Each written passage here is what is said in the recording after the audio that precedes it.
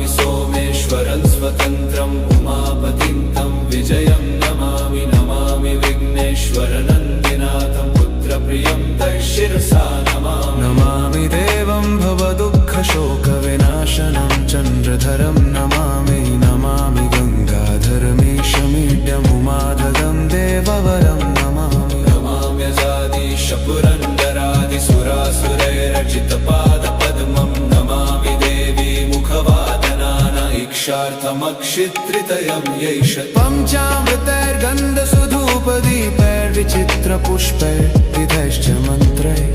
अन्नप्रकारैः सकलोपचारैः सम्पूजितं सोममहं Namami